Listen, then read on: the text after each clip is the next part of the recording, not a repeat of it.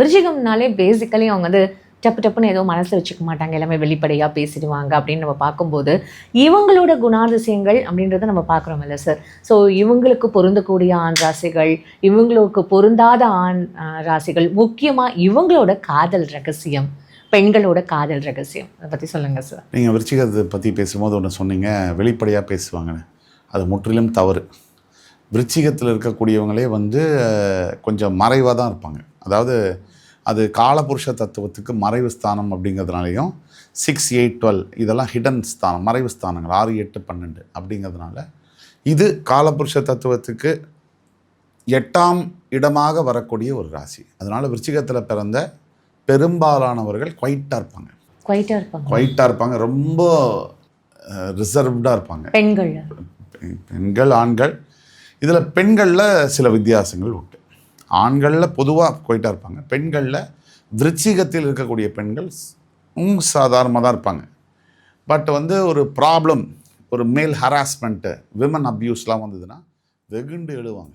அதாவது கொஞ்சம் கூட அவங்கள அந்த திடீர்னு உள்ளேருந்து வந்து ஒரு பெரிய ஒரு என்ன சொல்கிறது, ஒரு ஜான்சி ராணி வந்த மாதிரி வரும், அடி பின்னிடுவாங்க. நடு ரோட்டில் ஓவர்டேக் பண்ணுறான் பைக்கில் ஒரு பையன், அந்த பையனையும் ஓவர்டேக் பண்ணி நிறுத்தி சட்டையை பிடிச்சி ஏன்னு கேள்வி கேட்குறாங்கன்னா அவங்க பெண் விருச்சிகமாக இருப்பாங்க. அந்த அளவுக்கு ரொம்ப தைரியம்னா 10 ஆணாக இருந்தால் கூட ஒத்தையா என்னடா அப்படின்னு கேட்குற அந்த தைரியம் வந்து பெண் விருச்சிகத்துக்கு இருக்கும். இதை பார்த்து கொண்டிருக்கிற நேயர்களுக்கும் தெரியும். ஓகே. ஆக பெண் விருச்சிக ராசி பொதுவாக இந்த விருச்சிகம் அப்படிங்கிற ராசி வந்து சந்திரன் மனோகாரகன் நீச்சம் பெறக்கூடிய இடம்.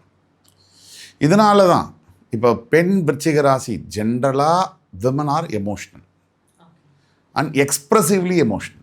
Men are emotional, அதிகமான எமோஷன், நாட் எக்ஸ்ப்ரெசிவ், நான் எக்ஸ்ப்ரெசிவ்லி எமோஷனல்னு சொல்லலாம்.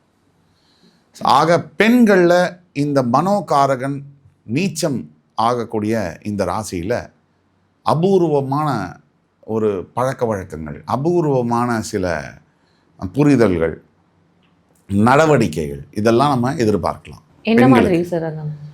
ஒரு எடுத்துக்காட்டுக்கு 26, 25 வயது பெண் 58 வயசு முதியவரை ட்ரூவாக லவ் பண்ண முடியுமா? முடியாது. ஆனால் விருச்சிகத்து பெண்கள் பண்ணுவாங்க. இதை பார்த்துட்ருக்கிற விருச்சிக ராசி பெண்களுக்கும் தெரியும். அவர் வந்து வழக்க மண்டை விழுந்திருக்கும், அவர் வந்து கல்யாணமாகி குழந்தை இருந்திருக்கும், ஆனால் இந்த பொண்ணுக்கு கல்யாணமே ஆயிருக்காது. ஆனாலும் அவர் மேலே ஒரு தீராத காதல் இருக்கும். நான் பெண்களுக்கும் சொல்கிறேன், நீங்கள் ஆண்களுக்கு அப்படி பொருத்திக்கலாம். பட் பெண்கள் ஸ்பெஷல் எபிசோட்ஸுங்கிறதுனால நம்மளுக்கு பெண்களை மையப்படுத்தி பேச வேண்டிய நிலையில் இருக்கும். அப்போ இந்த பெண்ணுக்கு ஏன் அப்படி வருது? அதே மாதிரி சராசரியாக ஒரு பெண் வாழ்க்கை துணையை காதலிக்கும் போது எப்படி தேர்ந்தெடுப்பாங்கன்னா நல்லா படிச்சிருக்கானா, நல்லா அழகாக இருக்கானா, நல்ல பழக்க வழக்கங்கள் இருக்கா, இதெல்லாம் இருக்கும். இந்த விருச்சிகத்தில் இருக்க பெண்களுக்கு மாறுதலாக இருக்கும். ஒன்றுக்குமே உதவாக்கரையாக இருக்கிறவன், இந்த திரைப்படங்களில் வருதில்ல ஹீரோயிசம் பண்ணி வேலையே இல்லாமல் சுற்றுறவன், போதை பழக்கத்துக்கு அடிமையாக இருக்கிறவன், சரக்கை போட்டு படுத்துருக்கிறவன், இவனை ரொம்ப தீவிரமாக லவ் பண்ணக்கூடியது விருச்சிக பெண்கள். நான் அவனை திருத்துறேன், எப்படியாவது நான் அவனை மாற்றி அவனை வந்து ஒரு விவேகானந்தராக மாற்றிடுறேன் அப்படின்னு சொல்லி ரொம்ப உணர்வு பூர்வமாக லயிச்சு ஒன் வேல லவ் பண்ணுவாங்க. அதான் normally abnormal sir. Normally abnormal, கரெக்டாக சொன்னீங்க. ஆக இந்த மாதிரி விருச்சிக ராசி பெண்கள் வந்து ஏன் பண்ணுறாங்க அப்படின்னா காதல் ரகசியத்துக்கு நான் சொல்கிறேன். அதாவது விருச்சிக ராசியில் இருக்கக்கூடிய பெண்கள் காரணம் என்ன இந்த மாதிரி செய்யக்கூடியதுக்கு அப்படின்னா, மைண்டு வந்து ஒர்க் பண்ணல. இந்த மைண்டு வந்து தீர்மானிக்குது எதையுமே லைஃப்பில். பிறப்பிலேருந்து இறப்பு வரைக்கும் நம்மளுடைய மைண்டு, மனம் அது தீர்மானிக்குது. நம்ம என்ன செய்யணும், செய்யக்கூடாது, எதை செஞ்சால் தப்பு, ரைட்டு, இதெல்லாம் உணர வைக்குது. அப்போ மைண்டு ஒர்க் பண்ணாதவர்களுக்கு எப்படி வந்து சரியான முடிவு எடுக்க முடியும்? ஃப்ளூக் சான்ஸில் வேணால் எடுக்கலாம். ட்ரூ. பெரும்பாலான முடிவுகள் லைஃப்பில் தவறாக போகுது. கல்வியில் ஆரம்பித்து, வாழ்க்கை துணையை தேர்ந்தெடுக்கிறதுல ஆரம்பித்து, வேலை பார்க்குற கம்பெனியில் ஆரம்பித்து. இப்போ விருச்சிக பெண்களுக்கு என்ன பிரச்சனை அப்படின்னா, அநியாய பிடிவாதம் இருக்கும். இவங்களுக்கு அகம்பாவம் இருக்கும், ஆனால் ஒத்துக்க மாட்டாங்க. எனக்கு எதுவுமே கிடையாது, நான் ரொம்ப டவுன் டு த கோர் அப்படின்வாங்க. ஆனால் உண்மையிலேயே இவங்களுக்கு அடமன்சி அண்ட் ஆட்டிடியூடு, வரட்டு கௌரவம், ஒரு அர்த்தமான ப்ரைட் அப்படிங்கிறது ஒத்துக்க வேண்டியது தான். சில இடத்துல நம்ம தன்மானத்தை விட முடியாது. தன்மானத்துக்கும் வரட்டு கௌரவத்துக்கும் மயிரிழை வித்தியாசம். எனக்குள்ள சார்ந்ததா நான் சிந்திக்கும் போது அது தன்மானம், என்னை பாதிக்காம இருக்க வேண்டும்னு சிந்திக்கும் போது. அடுத்தவங்களை பாதிக்கிற மாதிரி சிந்திக்கும் போது அது வரட்டு கௌரவமா ஆயிடுது. இவ்வளவுதான் டிஃப்ரென்ஸு. இப்போ விருச்சிகத்தில் இருக்கக்கூடிய பெண்களுக்கு காதல் பண்ண வேண்டியதில் 3 விஷயங்கள், ரொம்ப முக்கியமான விஷயங்கள் என்ன அப்படின்னு பார்த்தோம்னா, முதல்ல மனதை ஸ்திரப்படுத்தணும். அதுக்கு ஒரு ப்ராக்டிஸ் தான், ஒரே நாளில் அதை செய்ய முடியாது. நம்ம சொல்லும் போது இந்த காதலை வாங்கி அந்த காதலை கேட்டுட்டு போகக்கூடாது. 2வது, விருச்சிகத்தில் இருக்கக்கூடிய பெண்கள் உணர்ச்சி பூர்வமான முடிவுகளை எடுக்கக்கூடாது. ரியலிஸ்டிக், இந்த வாழ்க்கை யதார்த்தத்தில் எது ஒத்து வருமோ அந்த மாதிரியான தீர்வுகளை எடுக்க பழகிக்கணும். அப்போ தான் காதல் என்பது வெற்றி கொள்ளும். 3வது, பெற்ற தாய் தந்தையரை எக்ஸ்க்ளூசிவ் விட்டுட்டு அவங்கள தனிமைப்படுத்திட்டு என் காதலை நான் ஜெயிக்க போகிறேன் அப்படி ஜெயிச்சு ஒரு மண்ணாங்கட்டி நம்ம சாதிக்க முடியாது. நீங்கள் எத்தனை வருஷம் வேணால் காதலிங்க, எவ்வளோ பெரிய நல்லவனை வேணால் காதலிங்க, கவலையே இல்லை. அப்பா அம்மாவை விட்டுட்டு உங்களோட திருமணம் நான் பண்ண போகிறேன்னு சொன்னீங்கன்னா நீங்கள் வாழ்க்கையை தோக்கத்துக்கான முதல் நாள் அதுதான். அதை நீங்கள் பண்ணக்கூடாது. இந்த 3 ஒன்று. 4வது ஒரு விஷயம் இருக்குது. இவங்க காதலில் ஜெயிக்கணும்னா முதல் நாள் ஒருத்தர் மேலே விருப்பப்படுறாங்கன்னா அவருடைய ஜாதகமோ இல்லை ஒரு ஃபோட்டோகிராஃபோ ஏதோ முருகனுடைய சந்நிதியில் வைத்து அந்த வேல்மாறல் பூஜை பண்ணி அதுக்கு பிறகு அவன் மேலே பாரத்தை போட்டு பண்ணுறதுங்கிறது ஒரு நல்ல ஒரு துணையாக அரணாக இருக்கும். இந்த 4ம் இவங்க காதல் ஜெயிக்கக்கூடிய ரகசியங்களாக இருக்குது. காதல் வாழ்க்கை நம்ம பல தடவை பேசிட்டோம். விருச்சிகத்துக்கு ஜாதி விட்டு ஜாதி, இனம் விட்டு இனம், மதம் விட்டு மதம், கண்டம் விட்டு கண்டம் அப்படிலாம். ஆமாம், நீங்கள் பல பத்திரிகைகளை படிக்கிறோம். விழுப்புரம் மாவட்டத்தில் செட்டியார் பையன் ஜெர்மனியில் இருக்கிற பொண்ணை கல்யாணம் பண்ணிட்டான். இப்போலாம் ரொம்ப காமனாக இருக்கு. காமனாக பண்ணுறோம். யூகோஸ்லாவியாவில் இருக்கிற பொண்ணை நம்மளால் கரூரில் இருக்கிற பிள்ளை கல்யாணம் பண்ணிட்டான். அப்படின்னா ஒரு பெண் இருக்கா, அவள் இப்போ திருவண்ணாமலையில் இருக்காங்க, அவங்க கனடாவில் இருக்கிற ஒரு பையனை கல்யாணம் பண்ணிட்டாங்கன்னா அந்த பெண்ணு விருச்சிகம் தான். ஸோ இதை நிறைய உதாரணங்கள் இருக்குது. அப்போது இதெல்லாம் பண்ணுறாங்க. இன் ஜென்ரல் விருச்சிகத்துக்கு திருமணத்திற்கு பிறகு நல்ல லைஃப் அமையுது. இது ஒரு பெரிய வரம் தான். ஆனால் ஒன்ஸ் இந்த 20% வாழ்க்கை விருச்சிக ராசிக்காரர்களுக்கு திருமணம் பாழாக போகுது, 80% ஜெயிக்குது. இந்த பாழாக போகக்கூடிய அந்த 20% விருச்சிக ராசிக்காரர்கள் ரொம்ப எக்ஸ்ட்ரீமாக போகுது. அந்த ஃபைட், மேரேஜ் ஃபைட்டு, கோர்ட்லேயே அடிச்சுக்கிறது, எவ்வளோ தூரம் பப்ளிக்காக சட்டையை கிழிச்சிக்கிறது, முகம் கீறுறது, அடிக்கிறது, ஃபிசிக்கலாக காயப்படுத்துறது, கேஸை கண்ணா பின்னான்னு போடுறது, உள்ளே தள்ளுறது, எல்லாத்தையும் பிடுங்கிறது, ரவுடிகளை வச்சு தாக்குறது, இப்படி போகுது. இந்த இதை மட்டும் தவிர்க்கிறதுக்கு உங்களுக்கு பிடிக்கலையா, குலதெய்வத்தை முன்னாடி வழிபட்டுக்கிட்டு ஒரு நல்ல முடிவு எடுத்து பெரியவங்களை வச்சு சண்டைலாம் போட்டுக்காம ஒரு ஸ்திரமான அளவில் அந்த பிரிவை ஏற்படுத்திக்கிட்டீங்கன்னா அது நல்லது. இப்போ இவங்களுக்கு பொருந்தக்கூடிய ஆண் ராசிகள், ஏன்னா இவ்வளோ தூரம் நீங்கள் சொல்லும் போது அப்போ இன்னும் ரொம்ப கேர்ஃபுல்லாக இருக்கணும்ல சார் இவங்க சூஸ் பண்ணுறதுல. ஸோ இவங்களுக்கு பொருந்தக்கூடிய ஆண் ராசிகள், பொருந்தாத ஆண் ராசிகள் சொல்ல முடியுமா? கண்டிப்பாக. விருச்சிக ராசியை பொறுத்த வரைக்கும் ரொம்ப பொருந்தக்கூடிய ஆண் ராசிகள்னு பார்த்தோம்னா கடகம், சிம்மம் நம்ம சொல்லலாம். சிம்மம் விருச்சிகத்துக்கு பொருந்துமானா கொஞ்சம் டக்கப்போராக இருக்கும், பட் அது செட் ஆகிடும். அதே மாதிரி விருச்சிகத்துக்கு ரொம்ப பொருந்தக்கூடிய ராசிகள் மீனம் பொருந்தும். இந்த 3 ராசிகள் விருச்சிகத்துக்கு பொருந்தக்கூடியது. பொருந்தாதது விருச்சிகத்துக்கு அப்படின்னா கும்பம். ஓகே. தவிர விருச்சிகத்துக்கு ரொம்பவே பொருந்தாதது அப்படின்னா மிதுனம், கன்னி. ஓகே. ஆகாது, ரொம்ப தகராறு வரும். இதெல்லாம் விருச்சிகத்துக்கு ஆபத்தான ராசிகள். இந்த 3 ராசிகள் நல்லது, இந்த 3 ராசிகள் ரொம்ப பிரச்சனை உள்ள ராசிகள். சார், ஒவ்வொரு ராசிக்கும் உண்மையாகவே ரொம்ப அழகாக தெளிவாக ஒரு புரிதல் ஏற்பட்டிருக்கும் நான் நினைக்கிறேன் சார். அவங்க எங்கே தப்பு பண்ணியிருப்பாங்க அப்படின்னுட்டுன்னு. ஏன்னா நிறைய பேருக்கு தப்பு சுட்டி காட்டி அதை புரிஞ்சுக்கிற அந்த தன்மை தான் இல்லாமல் போயிருக்கும். இப்போது இந்த காலகட்டத்தில் அரேஞ்ச்டு மேரேஜ் அப்படின்றத விட லவ் மேரேஜ் தான் ஜாஸ்தியாக இருக்குது. அதை விட பிரேக்கப் தான் ஜாஸ்தியாக இருக்குது, அதை விட டைவர்ஸ் தான் ஜாஸ்தியாக இருக்குது.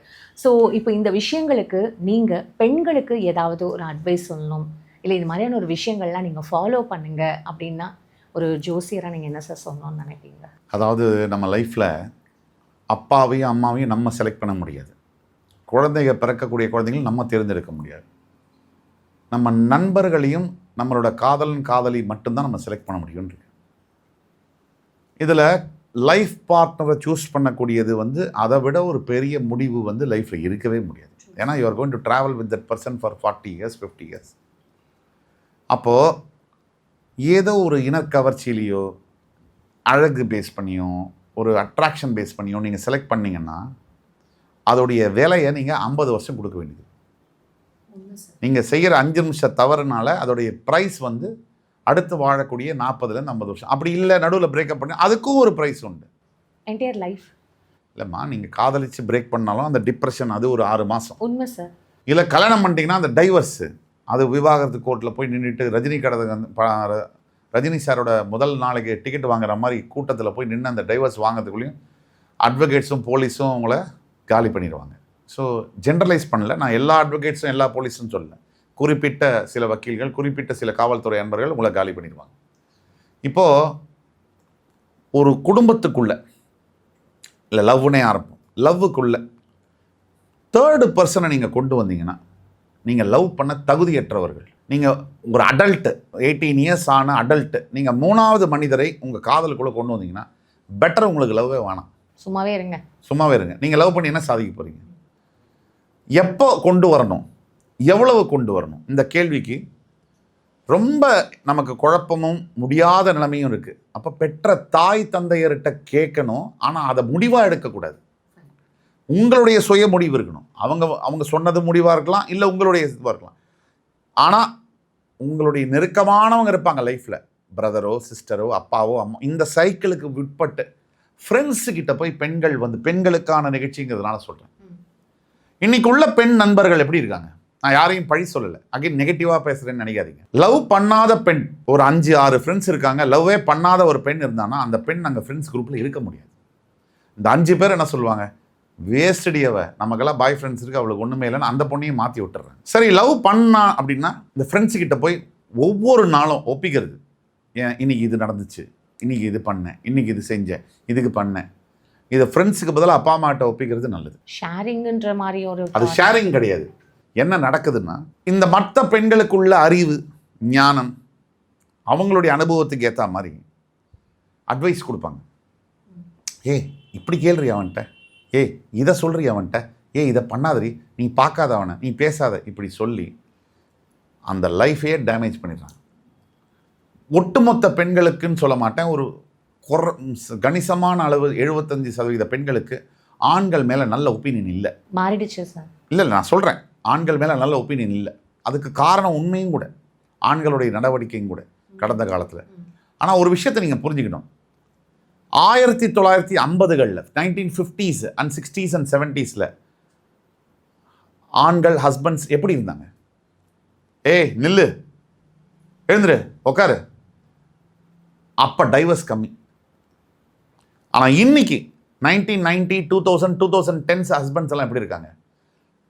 மாலில் வந்து கூடையை தள்ளிட்டு போகிறான், 2 குழந்தைய தூக்கிட்டு இருக்கிறான், பேகை போகிறான், சம்பாதிக்கிறான், ஏடிஎம் மாதிரி பண்ணுறான். ஆனாலும் விவாகரத்துகள் குறையில் அதிகமாக இருக்கு. அப்போ நீங்கள் பெண்கள் என்ன திருப்பியும் பழைய காலத்துக்கே போகணுன்ற மாதிரி? பழைய காலத்துக்கு போக சொல்லமா, புது காலத்துக்கும் போக சொல்லலை. எந்த காலத்துக்குமே பெண்களை சொல்கிறதுக்கு நமக்கு உரிமை கிடையாது. நாம் வந்து ஒரு கைடன்ஸை தான் கொடுக்க நினைக்கிறோம். நாம் வந்து என்ன நினைக்கிறோம் அப்படின்னா, பெண்களுடைய பார்வை அபவுட் ஆண்கள் அண்ட் இந்த உறவு அது மாறி இருக்கு, நிறைய மாறி இருக்கு, வாஸ்ட் டிஃப்ரென்ஸ் இருக்குது. முன்னாடிலாம் பெண்கள் வந்து ஆண் ஆதிக்கத்தை வந்து பொறுத்துட்டு இருந்தது, அதுவும் தப்புங்கிற.